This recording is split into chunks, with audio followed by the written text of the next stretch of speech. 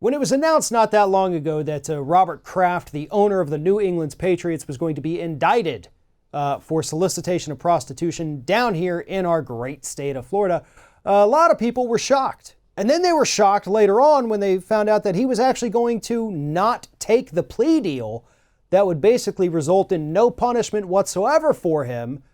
All he had to do was admit that he did it. But it turns out there may actually be a reason why he rejected that sweetheart deal, and that reason affects more people than just Robert Kraft. Joining me now to explain what's happening is Scott Hardy from Top Class Actions. Scott, we've got a real situation, I guess you'd call it, brewing down here in the state of Florida, which is known as obviously one of the crazier states in this country. My apologies for that. But this story is actually really interesting. And very alarming for people down here in the state of Florida. I don't want to give too much away. I will let you do that. Take it from there. Sure. And, just like you said, a lot of us were sitting here seeing this case unfold and saying, all right, Mr. Kraft, you're caught on camera getting manual genital simulation. And it should be cut and dry, right? That should be it. You're on tape with this woman. I assume it's a woman. And you're guilty. That's all of us were already saying, hey, you're guilty. Just take the plea. But the guy's a billionaire. And so you got to take a look at it and say, how can you possibly change the course of this? And as you said, there was a sweetheart deal. And so now you have this class action that was filed on behalf of patrons of the Orchid Day Spa who went there for the actual massages and not the extra special treatments that Mr. Kraft allegedly took part in. And they're saying, hey, you taped me illegally. And those videos, when I went in there and I got undressed and I'm in a massage room and I got a massage, no quotes massage, I got an actual massage. You taped me illegally. I'm worried. There are Freedom of Information Acts, there are Department of Health Act, requests that people are trying to get these tapes public. And so you have these patrons who were there, went through an entirely legal process there, and now they're concerned that videos of them being naked might get released out there and leak on the internet, which is why you have this class action. But I can tell you that in my 11 plus years now doing this and reporting on class actions, I've never seen a class action like this. But we'll have to see it, when Mr. Kraft has some resources and they start digging into it.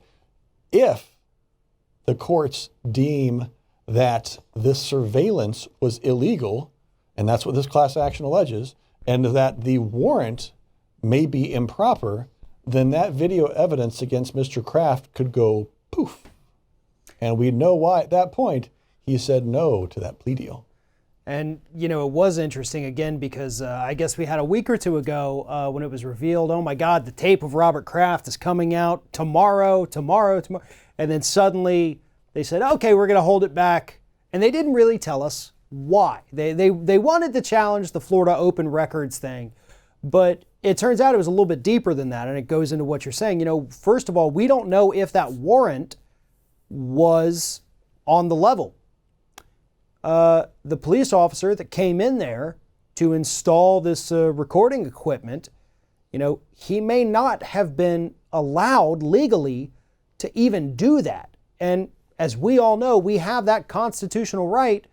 You cannot gather evidence, which includes videotaping anyone, unless you have a warrant. It cannot be used by law enforcement. They can't just go in there and set up cameras wherever they want in private, obviously. And so now we're looking at a whole new set of legal issues. It may not just be, did these patrons break the law, but we could potentially be looking at, did the police officers break the law trying to catch the lawbreakers? And it just seems like everybody down here in the state of Florida just doesn't want to follow the rules whatsoever. And, it's a really bad situation. It's a bad situation for the women in these spas because, as we know, this whole investigation actually started because they thought that some of these women could be the victims of human trafficking, something that absolutely needs to be investigated. And if it turns out these officers violated the law just to, nab some high-profile names or whatever it is, they may have ruined what could have been a phenomenal investigation that put an end to the suffering of these women. Right, and I think, this wouldn't have happened most likely if Robert Kraft wasn't arrested, right? You would have had these people that were on tape having this service done to them, and it would have been, had the plea deals, they would have, signed their misdemeanors and been on their way and done their public service. But you've got a billionaire that's accused of this and wants no part in any kind of plea deal. They're going to dig deeper, and they're going to shake up that investigation. And, the police of Jupiter, Florida are, they've got to be quaking a bit in their boots as they start looking into how legal was this warrant, was calling in and saying that there was a suspicious package to get the employees and the owners of the massage studio out, and so they could place these hidden cameras. Was that legal? There are a number of different items on this list that the attorneys are digging into, and which will absolutely impact, as you said, the human trafficking case, the sexual favors here case, and it's going to be really interesting to see overall how this plays out, and if any of these videos ever get leaked, which it would be very, very bad news for the city of Jupiter as well. Right, and obviously too, as you talked about the one man filing the suit, he went in there for just a regular massage. He didn't want any of that other stuff. And should these videos be released and be leaked, you're obviously going to have more legit customers than the ones going in there for the, the other stuff. But how are you going to be able to tell that just from a portion of a leaked video? People could easily be smeared with this. It could be used against them, even if they did nothing wrong. This could end careers. It could end marriages. This is a big deal.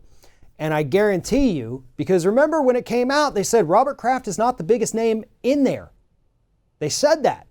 Now we know that the woman who founded these massage parlors, she is not affiliated with it anymore, nor was she during the investigations, but she has been palling around with every single high-profile Republican from the state of Florida. We've discussed that here on Ring of Fire. She watched the Super Bowl with Donald Trump himself. So people are going to be wanting to look through those videos to see if there's any other big name on there. Was there a politician? Was there another billionaire? Who is in there? And in the course of doing that, they're going to see all of these average, everyday people who just thought to themselves, you know what? I'm going to go treat myself to a massage today. And that's where it's going to run into a lot of problems. Exactly. There are going to be a lot of victims here, along with the workers themselves, if they were actually trafficked, and it's the innocent customers who just went in there for a massage, and now, their face could get plastered all over the world as someone and labeled a deviant, even if they just went in there and just got a massage. Doesn't matter, court of public opinion, that's what matters, and you are branded for the rest of your life.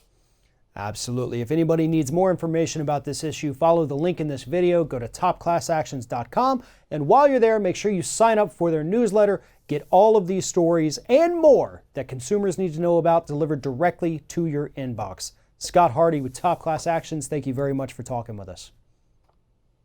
You're welcome. Thanks for your time, Farron.